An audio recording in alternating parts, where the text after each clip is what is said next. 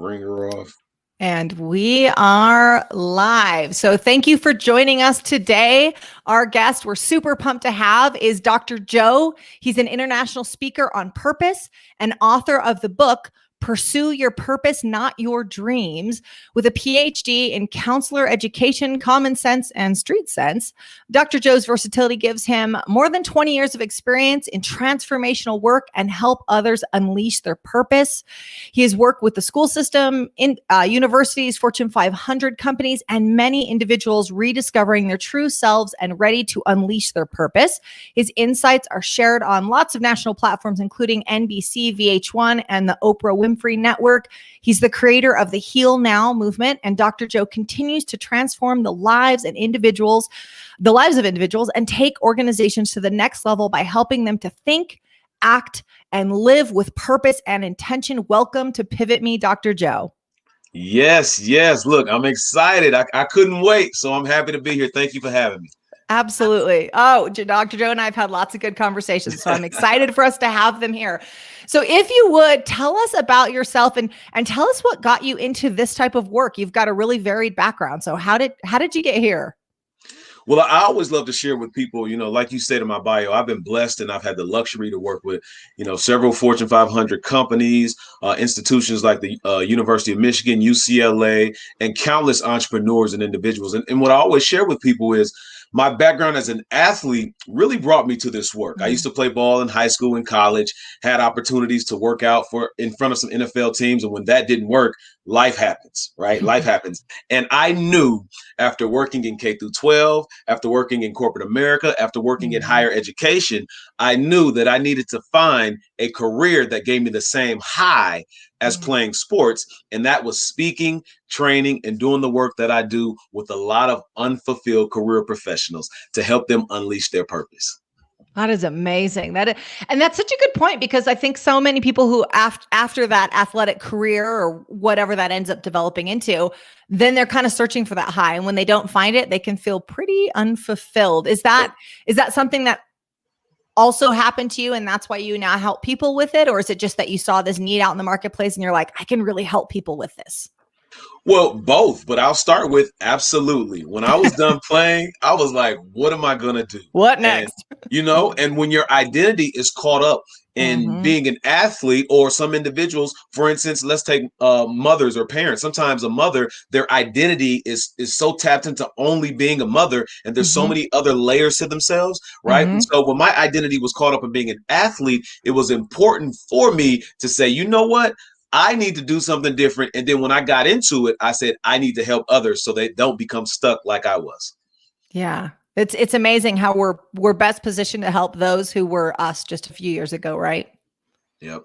Yeah. So one of the things we talk about, kind of to jump into the Pivot Me content, is we talk a lot about these pivots in our lives, and we'll get into that in a second. But what I love that you already addressed is, when we talk about something happen and we make a change in our career or our relationships, we often talk about the identity piece. So I'm glad you touched on that right away, because people think the struggle is the skill set you need or additional education, but really one of the toughest things to navigate is the identity change.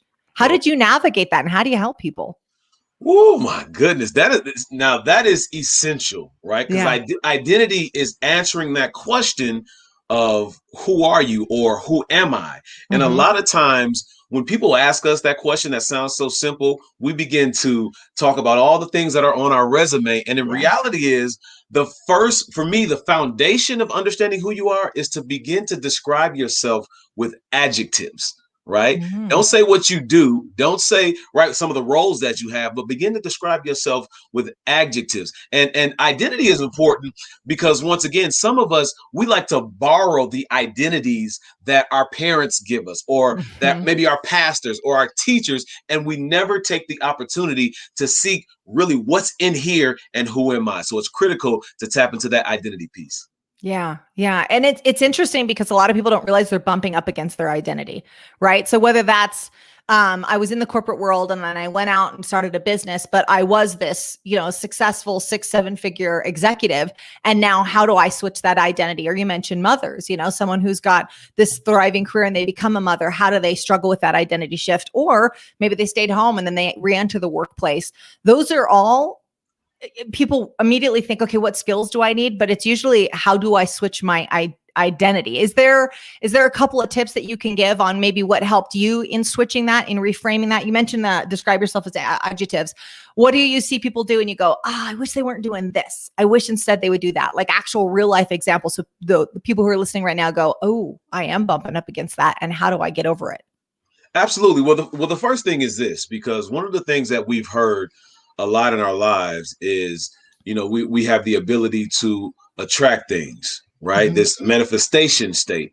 And one of the things that I've learned in my experience working with a lot of individuals is that many of them can manifest things, but they can't manifest who they are from within, right? And the reason that is because, once again, we've been programmed to look and to think and to believe and to act certain ways.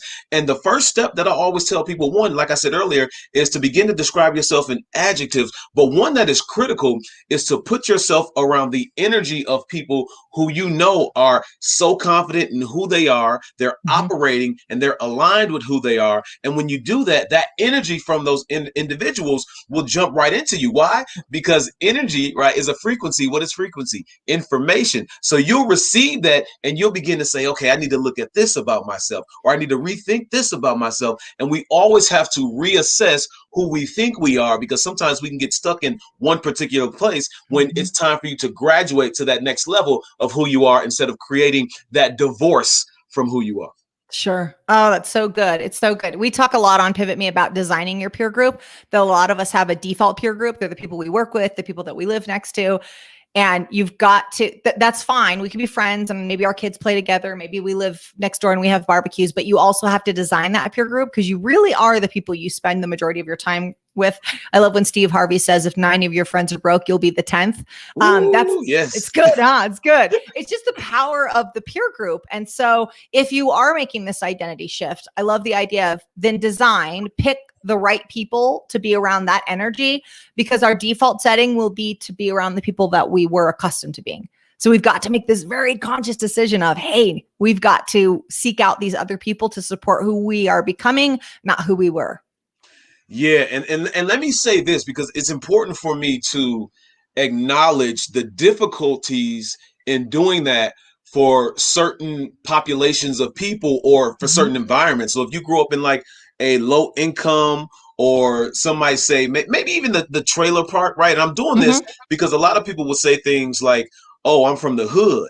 Yeah. Right. And I always tell people, look here, the hood is a place, right? Right. Or excuse me, the hood is not a place. The hood is a state of mind. That's why you get people who leave the hood, but they have the same issues. Yeah. You see what I'm saying? And so for some individuals who are in environments like that, it's very difficult, because maybe they don't have the money to just up and leave. They haven't developed the mindset yet to say, you know what, I'm not around the right people. Or maybe they're just so programmed to think that the environment of chaos that they're in is how life is. They haven't seen anything else. So let me say this, exposure to something new is different for those individuals to know that they're not in the right place. Yeah, that's so good. So when someone's in a situation like that, so I mean, where I naturally go to is, okay, we always have access to books or to YouTube videos or something like that. If someone's in that where they feel so removed from where they'd like to be, but they're kind of stuck in this mindset, whether that's physical location or familial ties, like this is how it is because this is how it's always been.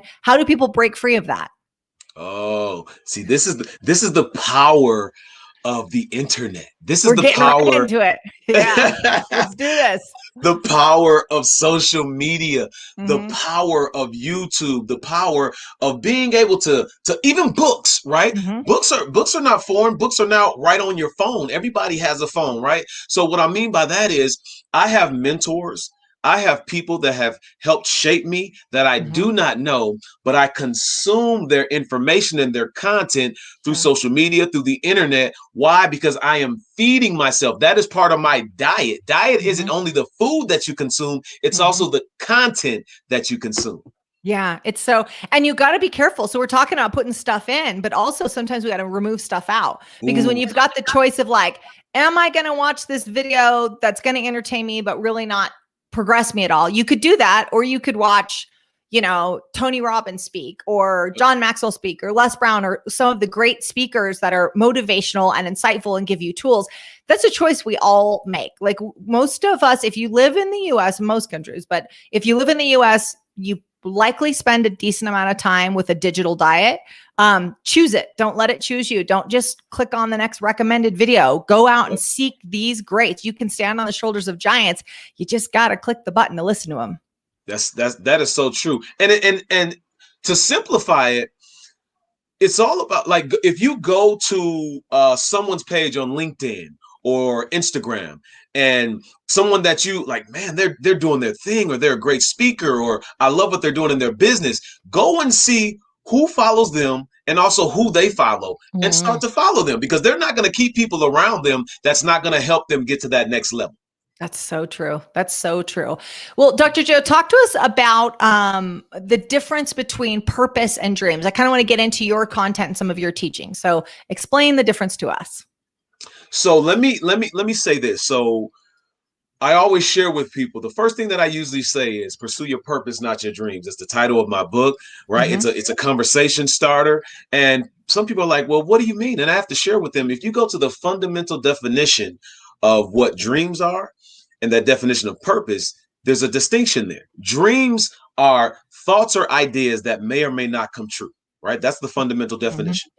Purpose is the reason for which something or someone exists. Just in those definitions alone, for me, purpose is more powerful. That does not mean you don't dream, because I'll never tell anybody not to dream. But what I will say is, put your dreams in context, right? And we've been programmed to believe that we find our purpose, we discover our purpose. But if you understand the spiritual connection to that word purpose, it's already in you. It's a God-given gift. So it's about unleashing your purpose. That is beautiful. And what I heard also is I heard a pull versus push. Sometimes our dreams, we kind of have to push for them and work hard. There's always work involved. But when I hear purpose, I think of a pull, like something that's pulling you to it. It's sort of, if you just get quiet and listen, it's there. You're being pulled towards it. So it's, anyways, it was just kind of a little thought that popped in my mind. I was like, I hear pull. I hear pull in there. But that's good. And the reason that that's good, let me share this with you. I've worked with, I've coached some women, right? And the first thing that I would say to them is, one, I am not a woman. I don't have the experience of a woman. So I'm not speaking to you as though I do.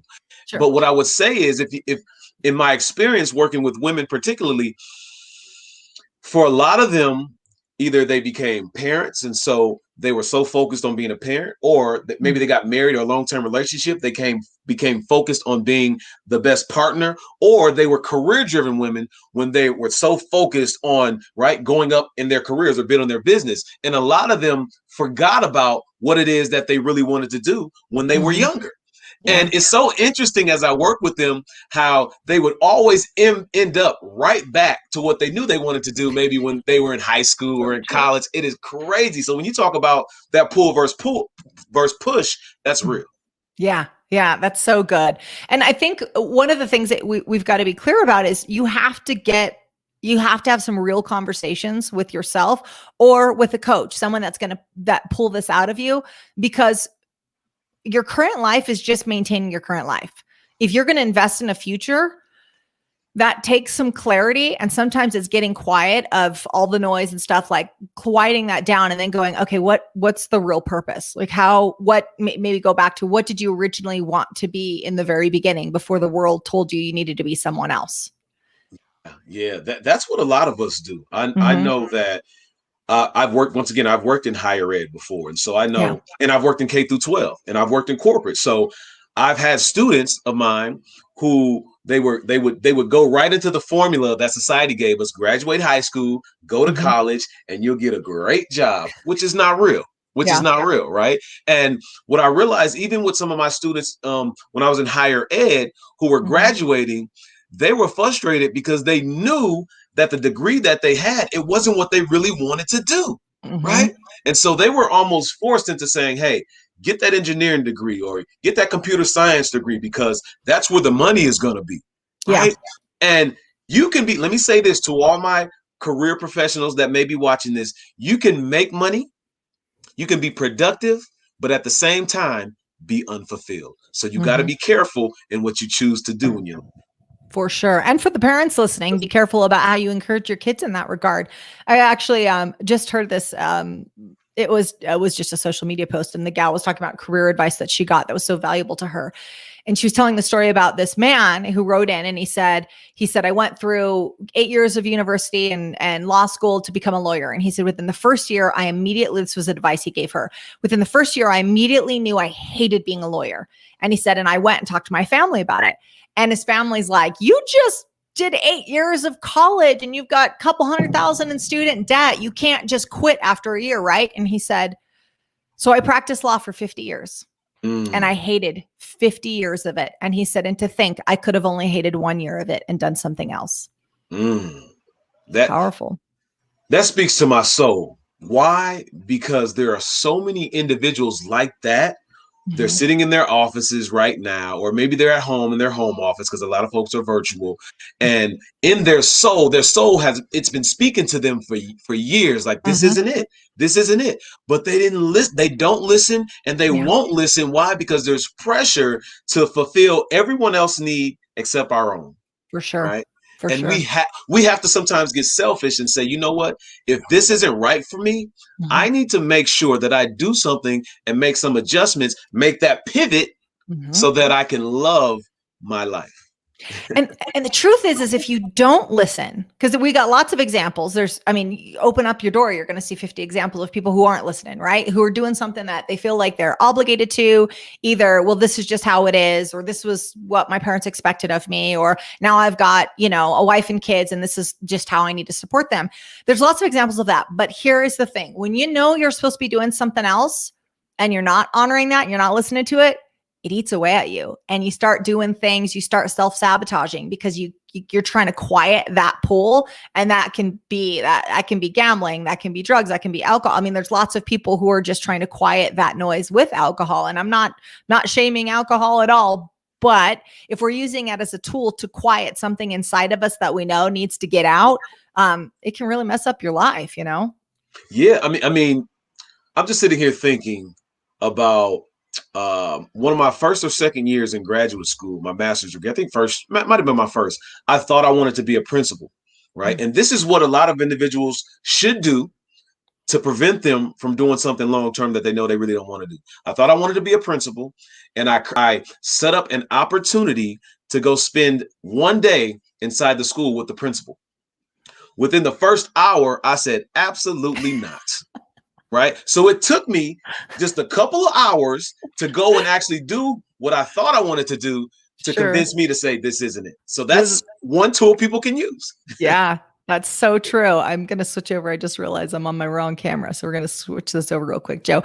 I'm so glad you did that though, Joe, because so many people skip that stage. It's like, and whether that's adults or kids. I mean, my kids want to be a veterinarian. And I was like, well, luckily we know a couple of them. So you're going to spend a day shadowing them and see if this is really what you want to do. Cause it's not really, you got to know what it's really like before you go pursue it. Otherwise, the combination of time and finance and expectations of yourself and others will create this perfect storm and lock you into a career you never wanted to do. You never knew it was going to be like this. And then once you realize, you're like, oh shit, now I'm committed. Like I can't get out of this, right? I would almost argue that we're almost, and you're going to hear me use this word programmed a lot, because just because we're human, right, we're similar to computers, cell phones, right? We're programmed. We get programmed. And I think many of us are programmed to feel like once we start something, we need to finish it. But the reality is, I understand that concept for certain things, but once you start something and you don't like it, you got to get out of there. You got to get out of there, because especially in your professional life, because you spend a lot of time in your professional life. If your professional life is not where you want it, it's going to definitely impact every other area of your life, especially your personal life. For sure. Don't be that lawyer that invests 50 years practicing law. Be the lawyer that invests one and goes, well, I'm out. This That's wasn't for right. me. It wasn't for me. So help us understand. One thing that you talk on is individual healing is so important and how it directly connects to purpose and profit. So talk to us about that. And again, you've got the unique perspective of speaking from, I've worked in the school district. I'm watching these young minds get formed to college. Now they're cutting their teeth on their profession to Fortune 500 companies. So give us some insight from there. Yeah, so let me share this from a personal journey. Into 2019, my partner and I, we were going through a rough patch, and it was probably about to be over. And I remember getting off stage in the fall of 2019, and I just felt like a total contradiction. I was speaking, I got off stage, and I just felt like a total contradiction because I knew that my home life wasn't where it needed to be, right? And so what I did was I said, you know what? I'm not going to look outwardly. I had to say, what is wrong with me? What am I doing or not doing that's making me feel this way? And so I started therapy. I was going to therapy twice a week. My family and I had the opportunity to go on a show on Oprah's network called Iyanla Fix My Life, all about healing. And I just started this journey of individual healing. And as I begin to release a lot of the things that happened in my life, because I always say, many of us are recovering from our childhood, right? When I begin to release those things, I started to see things starting to happen. My family, we became closer. My partner and her and I became closer. And I just created this abundance of opportunities coming my way, relationships getting better, and that stress just being released from my life. So that individual healing will allow you to align in your purpose, but also introduce you to other forms of profit. And really, you'll just be like, oh my goodness, this feeling of bliss and a lack of stress is beautiful. Yeah. Yeah. The other thing is when those things are weighing on our mind, it takes up, we talk a lot about mental real estate. It's taking up mental real estate, right? So if you show up at work and you're leading an organization and you're rallying a team and you're inspiring people, but in your mind, you just had your sixth fight with your partner at home right before you came in. You're kidding yourself if you think that's not affecting your productivity. It is. Right. Or how you show up in the world, or what kind of energy you bring to your team. It absolutely does. And so those things really, really bleed over. So sometimes it's how we show up as leaders. Sometimes it's the way we talk to people, the way we inspire people, our rosy or negative outlook on the world. That the rest of the stuff, we work hard to drop it at the door, but it still comes with us. Like all our problems walk just through the door with us. And so take the time to address them. I mean, what was that like? I'm curious, Dr. Joe. I imagine you, again, you're up on stage and you're talking to people about these things and you got this gnawing feeling like, man, I don't have my stuff tight yet. How do you navigate that? Is that, I mean, does imposter syndrome come up when you were dealing with that, or talk to us about navigating it? Oh. As I think about it, for me, I didn't feel like an imposter. I felt like Les Brown says it best. He says we shouldn't practice what we preach. He says we should preach what we practice. And I felt like I wasn't practicing what I was preaching. You see? And people may not have noticed the struggles that I was going through that didn't know me, but the people that knew me, they felt that energy. They said, Joe, what's going on? Something is a little off.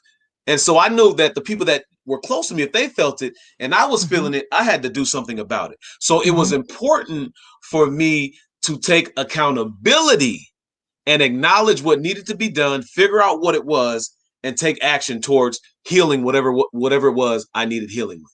For sure. And the one thing I'll speak to on that is taking accountability is so important. You know, I'm a huge believer in extreme ownership, because we can't expect anyone else to release us, whether that's our childhood and it's our parents. We have to make amends however we make them. And if your parents are still here, maybe that's a conversation, maybe that's a letter, maybe it's a letter that you never send. But really, the healing, it's on us. It's not on anyone else. We've got to do that. If we're going to live these bigger, fulfilled lives, nobody gives us that permission slip. We have to sign that ourselves. And you know what? That is so true. And I realized for a lot of my leaders that may be watching us, for a lot of individuals who may have their own businesses, and maybe it's just you, or maybe you have employees. But one of the things that I realize about that word accountability is that when we don't take accountability, it impacts our accounts receivable, right? Mm. So we have to acknowledge when we did something wrong. We have to acknowledge when we have to do better in a specific place. It's not just in our personal lives, it's also in our businesses. Yeah, they really do bleed over. So when we you may have mentioned it already earlier. We'll see if this is it, but we always talk about in Pivot Me, we talk about this pivot point, right? This moment when it all changed. So I don't know if it's the moment you got off the stage or if it was something else, but and sometimes it's dramatic. Sometimes it's I got stuck on a roller coaster upside down for an hour and I thought about my life. That's Ian Koniak's story. Great story. Sometimes it's a career change. Was there a moment for you when everything changed and there was this inflection point and then everything was different after that? Yeah, so one is that point when I hopped off the stage and I just felt contradicted, and there were talks about getting a divorce with my partner, right? Mm-hmm. But there's another one before that, and that was when um, I was working full time, I was doing my PhD full time, and I was working on my business, and I remember being in my office, and I was just like, why? Like, why am I here? I know what Mm-hmm. I want to do, so I need to just do it. And I remember the end of that year, I did my taxes, and I realized that I made a little bit more in my business than I did for all of those hours I put in working in my full-time job. And I said, oh my goodness, I made what I made in my full-time job in I think about 20 to 25 hours of my speaking business, right? And so Wow. that told me that I needed to pivot and really focus on what I knew I loved. And that's my pivot point. Yeah. Yeah. So it's actually seeing the finances that really was like the catalyst, but it's not just chasing the finances. It's because that's the part that you really love doing too, right? Oh, you talk about. So this is the thing. I always share. It's not about just about the money, right? And Mm-hmm. let me be clear. When you start a business, you start a business not to just do a nonprofit if you just want to save the world. But when you start a business, you want to make money, Sure. right? But for me, I never realized that when I was speaking, the amount of lives that I would change or the emails Mm-hmm. that I would get about I was going to commit suicide or I was depressed. Thank you so much. So for me, I didn't realize that. And that is even more important than the amount of money that I can make because you're saving and changing lives. Absolutely. And the thing about something like speaking, we talk about this in Pivot Me as well, is multiplying your impact. And so sometimes in work we're dealing with people on a one-to-one basis or one to small group, which is important and you can impact those people. But if you really our time on this earth is finite. And so if you're really driven to make massive impact, you got to get on bigger stages. You've Oh got yeah. to get in front of more people because there are people that are Googling for the answers that are already in your head. So the bigger rooms, the bigger audience that you can speak to and virtual, when we're doing it virtually, it's infinite. I mean, you can speak to tons of people, but there are people that really need your message. And so I love that you did this and now you are speaking on these large stages, that you are speaking to tons of people that get the benefit of your experience, your knowledge, your formal education, but as well as just your informal, your street education, which can be so important. Oh yeah. Common sense is one of the least common sense of all. Um, I love that you're doing this and you're impacting people's lives like this. Yeah, and just to be clear, I always share with people, when you have the ability to communicate and communicate effectively, right? You have the ability to because I always share. I say this all the time because everybody claims they're a speaker. You go to their LinkedIn, in their bios, I'm a speaker. I do this, and in reality, this is not a game. Like I don't play Mm-mm. with the world of speaking, right? And what I Mhm. mean by that is anybody can talk, but everybody can't speak. It's hard to educate, entertain, inspire, motivate all at the same time. And there's different For forms of sure. speaking, right? Keynote, webinars. I even think Mhm. writing books, that's a form of speaking. But Yeah. but I say that to say this. When you have the ability to communicate, figure out different ways in which you can do it. And one of the things that I'm doing, I know that there are more people because they're in the house, they're watching TV more, they're on their laptops more, they're on their phone watching shows. So I've been able to go to LA and pitch a couple of shows because I don't want to just use my voice only on the stage and speaking. I want to use it in ways to get out to the people, like you said, get to as many people as you can. Yeah, absolutely. So we've got a question here from Michelle Newman, and just to give context. So this is for people that maybe are newer to speaking, maybe aspiring speakers, or, when they still get up on stage, they get a little nervous. So she asked the question of, thank you, Dr. Joe, for all that you do. Do you get nervous when you speak? And what do you do to hype yourself up before you speak? I love that. I love that. So I don't really get nervous anymore, but I get these butterflies, and the same butterflies that I would get when I was getting ready to go out on the field when I played football or when I used to play basketball. It's the same butterflies. And what I always do, because one of the tricks that I use is before the event, sometimes some people might not know who I am, right? I'm not a some people recognize President Obama and he goes out into the room, everyone's going to know who he is. But one of the things that I've been able to do is sometimes I'll just go in the audience or in the hallways and just talk to people. They don't even know that I'm the speaker. I'll just go talk to them, right? And then right before I'm going on stage, I just need about 5 minutes of quiet time to just get into my head and get into that mode so I can go out there, flush those butterflies out and kill it. Yeah, absolutely. Oh, do you use any music? I know a lot of speakers, we enjoy music right before. Do you ever use a song? Oh yeah. So the quiet time, and then right before there's a little. I love Jay-Z, so I'm usually bumping some Jay-Z, but something it's the same as when I used to play ball. I get that hype music that gets me ready. Same. For sure. Too bad we can't walk out like boxers or MMA fighters do. Like they're blaring music. And that's what we need for speaking engagements. Right. Oh, that's good. That's good. So speaking of being an athlete and the life that you live now, I'm curious about success principles. So things that you do, whether that's a morning routine, things that, meditation, I work out every day. What success principles did you, maybe they carried over from you being an athlete? What do you use today to make you successful? Well, love that question. Definitely working out, right? I work out all the time, probably at least 4 to 5 times a week. And it used to be for the physical part. You want to look good, and you want to be strong enough to handle those 300-pound men out there on the field. But now it's for my mental health, and it gives me the stamina to be able to do the work that I do. Because sometimes people don't know when you're on a stage or when you're doing this thing virtually and you're really giving your all, it can drain you. So you have to be ready. Tony Robbins is a great example. He would go like the whole day, and you're like, how is this man still functioning? Right? So true. So for me, it's making sure that physically I'm ready. But another thing that I do, and I tell people this all the time, I pray, because prayer is your ask to whoever you believe in, but also meditate, because that's your opportunity to listen for what you ask for, listen for the answer. So those are two of the things that I do.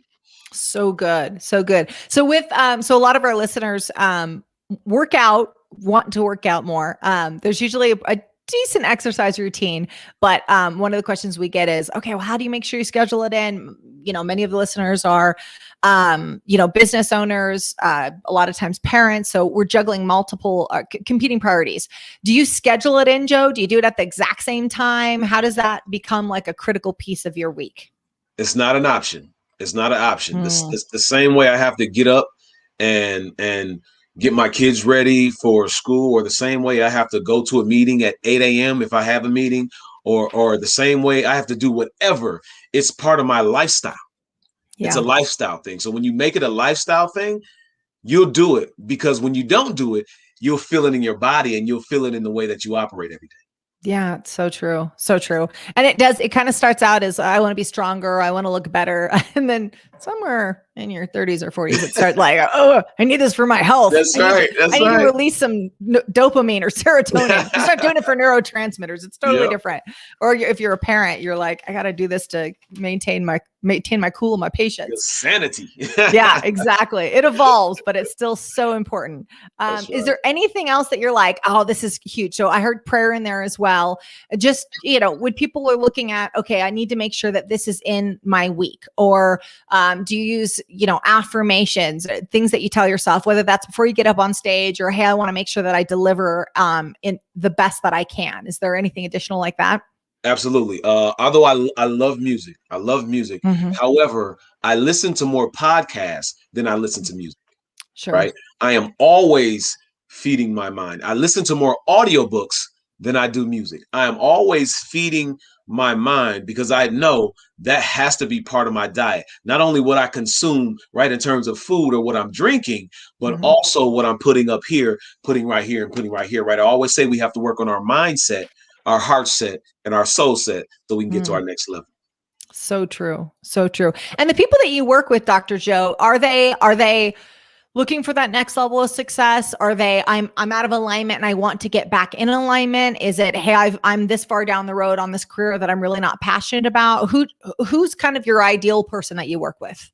Yeah, so my specific audience is unfulfilled career professionals that are looking to transition into a career that they love and a life that they desire without stress. That's my ideal client. Now I have some other folks who I deal with, but everything is surrounding unleashing your purpose. But that is my ideal client. Yeah, absolutely. Wow. I'm trying to think of how you walk through that process. Can you give us just a little behind the scenes on how you walk through that process? Because who you just described, man, there's a lot of people like that can use your help. You got to start speaking more, Dr. Joe. We need you on more stages. Can you give us a little behind the scenes on what you walk them through? Absolutely. So there's a model that I operate from, and it looks like a triangle. And at the base of that triangle is awareness. Right. And we have to become aware of where we are. We have to become aware of some of the habits that we have, good and bad. We have to become aware of everything about us and around us. Right. The second part is the knowledge, right? Giving ourselves the knowledge, the necessary knowledge that we need to reprogram how we think so we can impact our actions. And right in the top part of that is the skills. That's when you gain the skills, right, to do what it is that you've become aware of and the knowledge, right? And so awareness, knowledge, skills, that's what I walk them through. And what happens with a lot of people, they want to skip steps. They want to take me to the skill, or they want to get to the knowledge and then try to do it without gaining the skill. You can't do that. You have to go in the sequence that is best for you. And that's the sequence I use: awareness, knowledge, skills. Yeah. It's funny because people do sit down and go, all right, what's the skill? Like, what book do I need to read? Do I need to take a class? Let's just get right to it. And you're like, you gotta do some of the other work too. So that's right.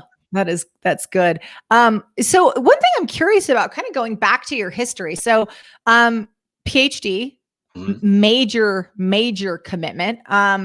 Is that, okay, I knew this is what I wanted to do and I was burning desire. Do you come from a long line of PhD holders? Talk to us about that journey. Look here. Absolutely not. So I always share with people, I graduated high school with a 1.6. Wow. I graduated undergrad with a 2.4. And remember, those were the days where I was so focused and my identity was only me as the athlete. Right. But I ended up getting a PhD. The first one in my family on my mother's side, out of 28, 29 grandchildren, the first one to get a college degree. I'm the only one in my large family to have a PhD. So I broke a lot of cycles, and that's what I'm here for. I always say I am an angelic disruptor in every area that I tap into.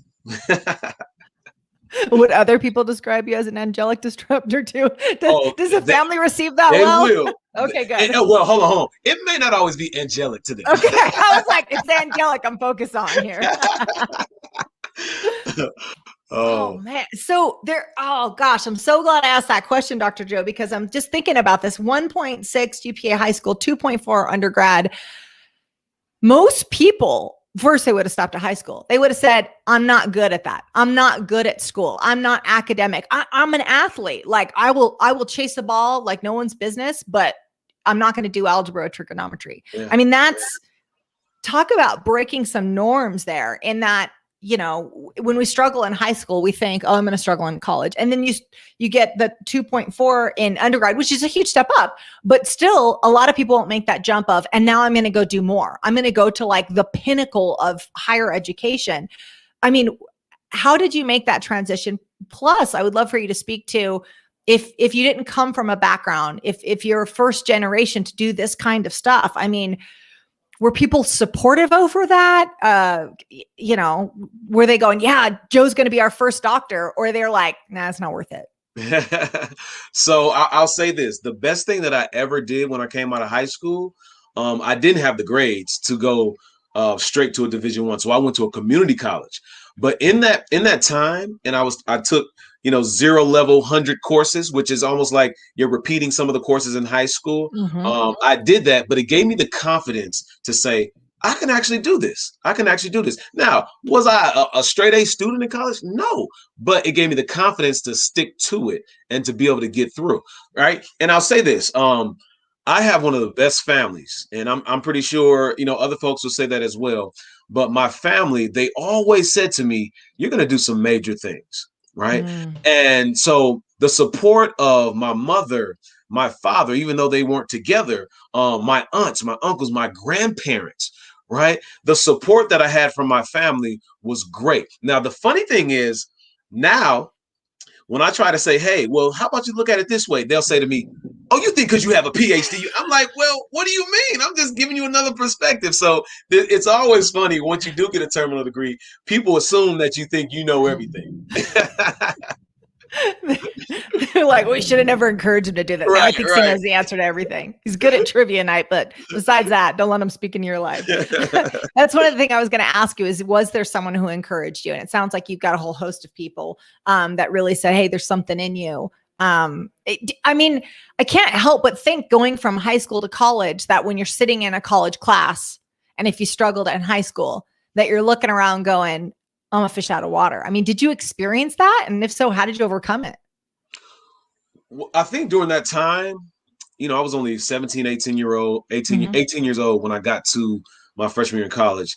And for me, I was so upset that I did not go to a larger college, even though some of them called me, but I didn't have the grades, that I committed to saying, I'm going to make it no matter what. And so I've always had the utmost confidence in my abilities, especially in sports. And I almost transitioned that mindset to say, whatever you have to do, you're going to get through this. And once again, I wasn't an A student, but I got through college. That's so good that you translated that confidence from sports into academia, because so many people will silo those like, oh, I'm really good at this, but I'm not good at that. And if they realize that it's like, no, it's not that you're good at football. It's that you're good at discipline. It's that you're good at goal setting.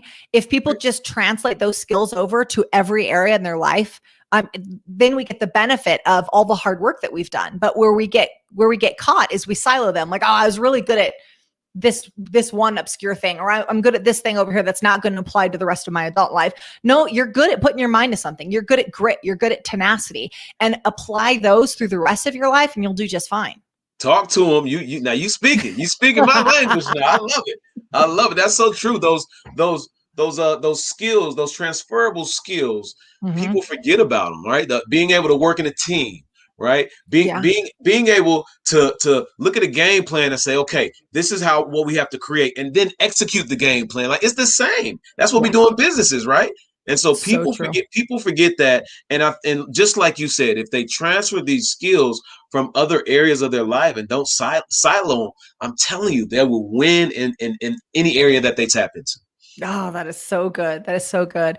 So, okay, there's so many more questions I want to be respectful of our time slot, Dr. Joe, but I'm like, there's so many questions I want to ask, because I love stories where people totally have broken out of the norm. Like, all right, this is how the people before me went. This is how I thought my trajectory was going to go. And then I took a totally different path. It's so incredibly powerful. A couple more questions, and then I want to talk about where people can connect with you. How much... It's kind of a loaded question. How much did your experience that we were just talking about, how much did that contribute to the work that you did in the school system? Is it just, I understand the highs and lows? I mean, I imagine you brought a lot of that experience into helping others within the school system. Oh yeah. My background is counseling. So a lot of what I've been able to create when working with individuals and in working with companies, doing trainings, all that fun stuff, I take a lot of some of the foundation that I've learned about counseling, and I implement it into some of the work that I've done. And a lot of people, they don't even know that that's where it's coming from. But when you're trained as a counselor, as a therapist, there's certain tools that you're able to use, and there's a certain lens that you're also able to view things from that other people's can't. Yeah. I would love, I'm going to put you on the spot here, Dr. Joe, but I would love for you to share a couple of those insights. So again, a lot of people listening are running businesses. Many are business owners. Sometimes they're just in leadership roles. Mm-hmm. Is there a couple of tools or a couple of tips that you could say, use this, not that, ways that they can either connect with their team, listen to their team better, inspire their team better, and maybe even something for some parents as well? Oh, absolutely. The first one is going to sound so simple, but it's so critical. You have, right, 2 ears and 1 mouth, but too many of us, we talk too much. Let me say it even better. We talk too damn much, right? Yeah. Sit back sometimes. That's a soundbite, Ben. Hear that? You heard it right here. So true. Sit back and listen, right? Allow people to speak to you. In some organizations that I've been to, I noticed that the culture was built where there was a fear to be able to speak and say something to the folks who are in upper management or in the C-suite, right? And what we have to understand is when you listen, you're going to get all the information that you need. So you have to develop a culture that people will actually share what's on their mind, but you also have to listen as a leader, right? Another thing is this.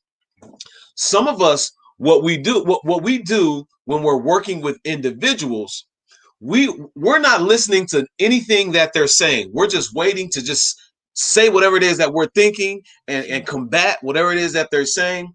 Sometimes it is okay for you to just slow down and just say, wow, thank you for sharing that with me. Mm-hmm. Show appreciation.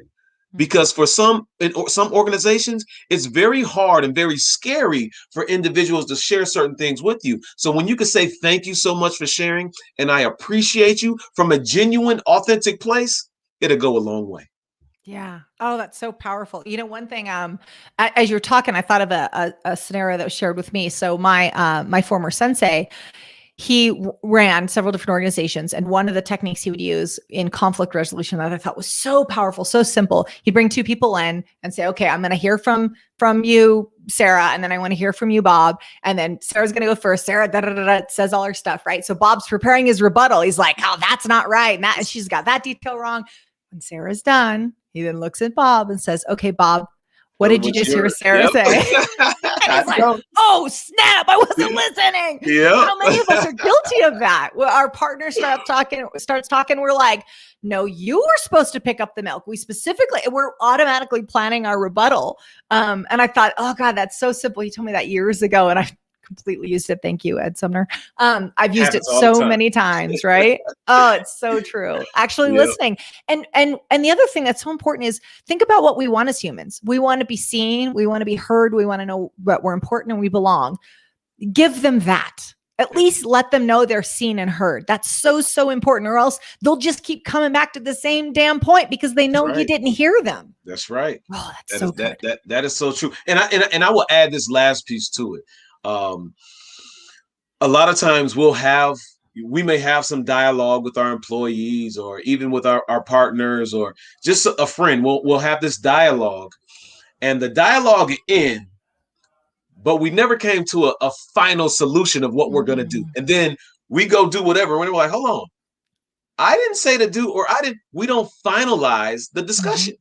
Right. So it's going to be important for us as we have this dialogue. And I'm saying this because I'm working on it with my partner. I'm working on it. Right. And I'm working on doing it with individuals that I work with, just making sure that I finalize and come to a conclusion of what we said and what is the action once we do that. So true. God. And it's true in marriages, it's true in organizations, and like bookend it. Say, okay, here's what I'm walking away with, and that's so important. If every conversation and every meeting we ended with like, all right, what's everybody walking away with? I'm walking away with the project is now going ahead, but it's moved out to June and I'm starting on this piece. Got it. You understood it. Or with your partner. Okay. I'm walking away with, we just agreed that the kid's bedtime. This is an argument in our household. I'm agreeing that the kid's bedtime is now 8:30 and mom's going to stop pushing it because I tend to push it. it's true. But like instead of us just discussing about like, well, we're gonna have a bedtime, what's it gonna be? Da, da, da, we have to bookend the conversation with here's what I heard, here's what I'm walking away with, and that's so important. One of the things we talk about. So I worked in negotiation for years, and I've trained lots of people in negotiation, and I tell people all the time, and this is true in sales negotiation and any relationship where if you got two humans involved, it's likely true. I said, people are jerks a lot less of the time than you think. People take advantage of each other a lot less than you think. It's usually that people have not communicated expectations. They have not clarified, hey, this is what, I mean, whether that's you buying a car, negotiating for a job, or a discussion with your partner, it's usually people come in with different perspectives. They have different expectations. Usually they're left uncommunicated because we're just not good at communicating them unless we actively work on it. And then everybody walks away with their own set of expectations. Yeah. And if we stop and say, all right, what'd you hear? What did I hear? Where are we going from there? Again, people are jerks a lot less of the time. That's real. That's real. And I believe that we definitely have way more good-hearted people than we like to give. We like to give credit for. And there's a lot going on in the world, but there are a lot of great people out here. There sure are. I just read this quote the other day that says, proximity lends itself to empathy. And so when we get close to people, and that's also, I would change that a little bit and say, and we really hear each other. There's a lot of empathy there, and you'll see the goodness in people. But when we're far back from them, we're not listening to them. It's just on social media, and people aren't always their best on social media. Then there is an empathy, there is an understanding. But when we get up real close with people and we have real conversations, there's a lot of goodness there. That's real. Yeah. That's real. Yeah. So I've got one other question for you, but before I get to that last question, where do people find you, Dr. Joe? So right now, I'm making sure that the experience that I had and the journey that I went on in terms of my individual healing, I'm doing that for others. So you can go to healnow2021.com. Let me say that again, healnow2021.com, because that's my focus right now. And once again, your purpose and your profit is directly connected to your individual healing. So don't neglect it. Don't neglect it like so many of us have, like I have. Make sure you take advantage of opportunities to heal. The other thing is I'm on LinkedIn as Dr. Joe Johnson. Everybody knows me as Dr. Joe, but I'm on LinkedIn as Dr. Joe Johnson. And I'm also always on Instagram as well at Joe Johnson Speaks. Perfect. So you kind of alluded to it there, but what's next for you? What are we going to hear about? So we've got this amazing book out. What are we going to hear about that's next for you? Yeah, once again, I'm pushing individual healing right now. Pushing that is so important because once again, so many people will do everything else but look within, right? And so my thing is really helping individuals do that, tap into that healing. But the other thing is this, like I said, as a speaker, as a person that has the ability to communicate and communicate effectively, I'm getting creative with what I do. And so I've been able to pitch a couple of shows out in LA. I'm working on really getting on either the television screen or one of the networks to expand my brand and just to really make sure that the narrative shifts from dream big, follow your dreams, to pursue your purpose. Right? So that's my biggest thing right now. Getting on the networks. Well, we have a former network executive listening right now. You heard that, Michelle. Come on, pull some strings, make it happen, Michelle. We got That's you. Right. That's right. Well, thank you so much for your time and your wisdom and your energy. I love the way that you show up. We've had some conversations and they've just been excellent conversations. And I'm so glad to finally have you on. We were super pumped about this interview. Absolutely. Listen, I just want to just give you gratitude and just say thank you to you for allowing me to get on your platform. And I pay attention to your social media. Continue to be a wonderful mom to your children, a wonderful partner to your partner, and continue to just add value to the world like you've been doing. I just want to say thank you so much. Oh, thank you. Thank you so much. It's amazing. It's just great to have this conversation and to meet someone that is so real and authentic and doing great work out there in this world. So this is not our last conversation, Dr. Joe. This is just beginning for us. Thank you so much. Have an amazing day. Thank you. All right. Take care. Okay. Let's go off live.